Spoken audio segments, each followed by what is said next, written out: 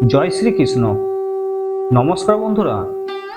ব্রতশ্রেষ্ঠ একাদশী ভগবান বিষ্ণুর অত্যন্ত প্রিয়। কৃষ্ণ ভক্তি লাভই একাদশী ব্রতের মুখ্য ফল।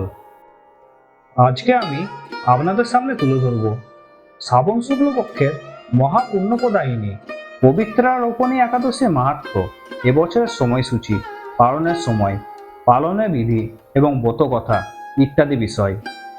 তাহলে চলুন এবার ভিডিওটি শুরু করা যাক।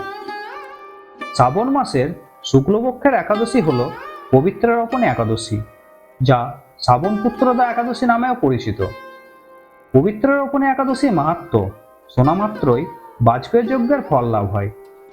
এই পবিত্রা রোপণী একাদশী ব্রত যিনি পালন করবেন এবং ব্রতকথা পাঠ বা শ্রবণ করবেন, তিনি সমস্ত পাপ থেকে মুক্ত হবেন, গ্রহদোষ থেকে মুক্তি পাবেন এবং পুত্রসুখ ভোগ করে অবশেষে দিব্যধাম প্রাপ্ত হবেন।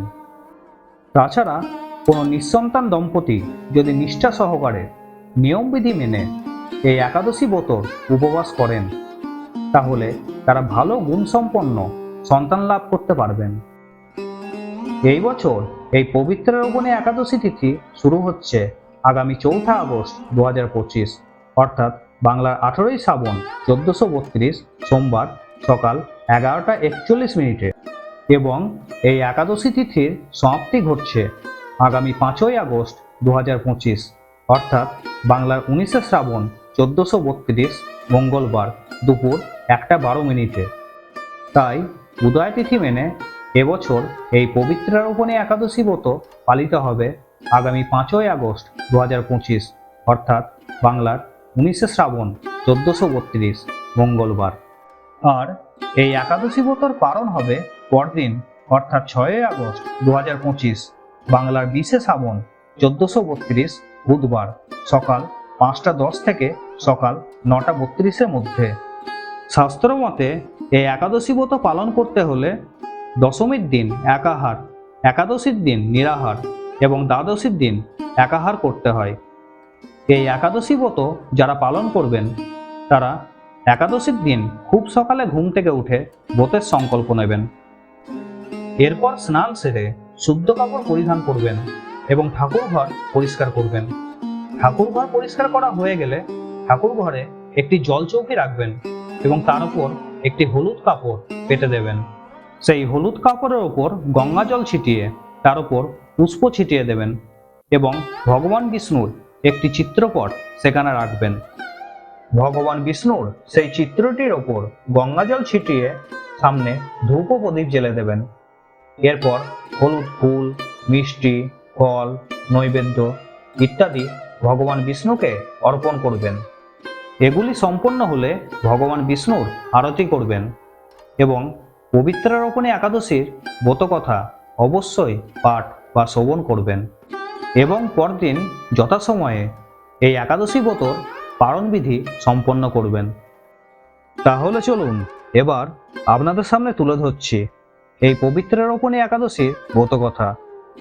একদিন মহারাজ যুধিষ্ঠির ভগবান শ্রীকৃষ্ণকে জিজ্ঞাসা করলেন, হে প্রভু, শ্রাবণ মাসের শুক্লপক্ষের একাদশীর নাম কি, তা কৃপা করে আমাকে বলুন। শ্রীকৃষ্ণ বললেন, হে মহারাজ, শ্রাবণ মাসের শুক্লপক্ষের একাদশী হল পবিত্রা রোপণী একাদশী, যা শ্রাবণ পুত্রদা একাদশী নামেও পরিচিত। এখন আমি সেই পবিত্র ব্রত মাহাত্ম্য বর্ণনা করছি, মনোযোগ দিয়ে তা শ্রবণ করুন, যা শোনা মাত্রই বাজপেয়ী যজ্ঞের ফল লাভ হয়। প্রাচীনকালে দাপর যুগের শুরুতে মহিজিৎ নামে এক বিখ্যাত রাজা ছিলেন।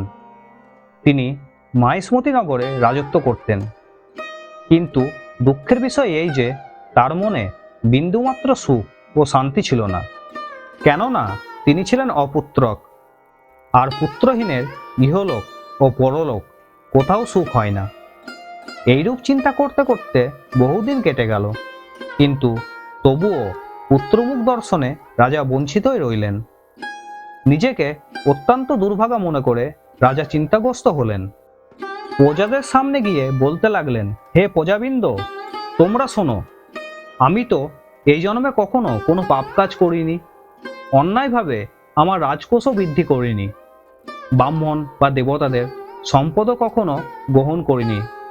উপরন্তু প্রজাদেরকে পুত্রের মতো পালন করেছি, ধর্ম অনুযায়ী পৃথিবী শাসন করেছি, দুষ্ট ব্যক্তিদের যথানুরূপ দণ্ড দিয়েছি, সজ্জন ব্যক্তিদের যথাযোগ্য সম্মান করতেও কখনো অবহেলা করিনি।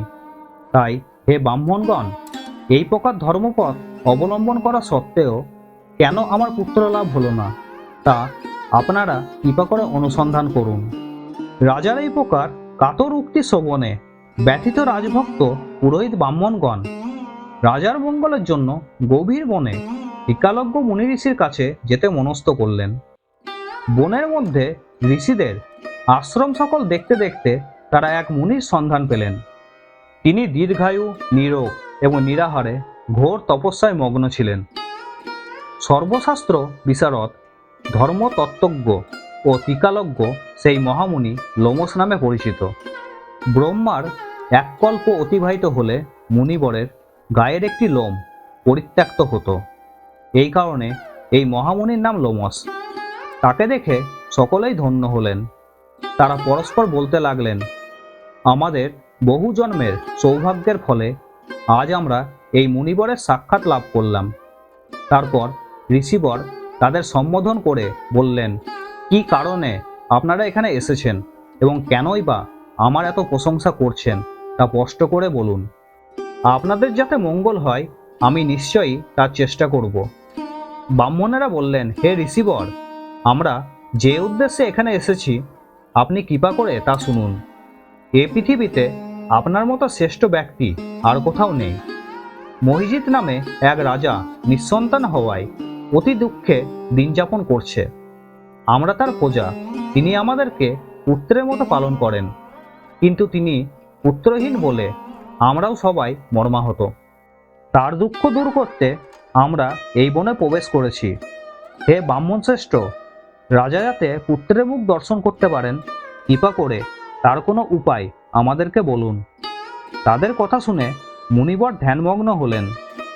কিছু সময় পর রাজার পূর্বজন্ম বৃত্তান্ত বলতে লাগলেন। এই রাজা পূর্বজন্মে এক দরিদ্র বৈশ্য ছিলেন। একবার তিনি একটি অন্যায় কার্য করে ফেলেন। ব্যবসা করবার জন্য তিনি এক গ্রাম থেকে অন্য গ্রামে যাতায়াত করতেন।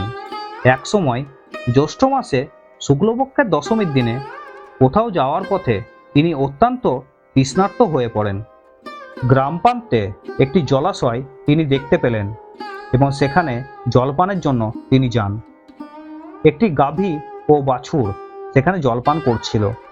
তাদেরকে তাড়িয়ে দিয়ে তিনি নিজেই জলপান করতে লাগলেন। এই পাপকর্মের ফলে তিনি পুত্র সুখে বঞ্চিত হয়েছেন, কিন্তু পূর্বজন্মের কোনো পুণ্যের ফলে তিনি এইরকম নিষ্কণ্টক রাজ্য লাভ করেছেন। হে মুনিবর, শাস্ত্রে আছে যে পুণ্য দ্বারা পাপ ক্ষয় হয়। তাই আপনি এমন একটি পুণ্যব্রতের উপদেশ করুন যাতে তার প্রারব্ধ পাপ দূর হয় এবং আপনার অনুগ্রহে তিনি পুত্র সন্তান লাভ করতে পারেন। লোমশ মুনি বললেন, শ্রাবণ মাসের শুক্লপক্ষের পবিত্র রোপণী একাদশী ব্রত অভীষ্ট ফল প্রদান করে। আপনারা যথাবিধি তা সকলে পালন করুন। লোমশ মুনির উপদেশ শুনে আনন্দ চিত্তে গৃহে প্রত্যাবর্তন করে তারা রাজাকে সকল কথা জানালেন। তারপর সকলে মিলে মুনির নির্দেশ অনুসারে ব্রত পালন করলেন। তাদের সকলের পুণ্যফল রাজাকে প্রদান করলেন। সেই পুণ্য প্রভাবে রাজমহিষী গর্ভবতী হলেন।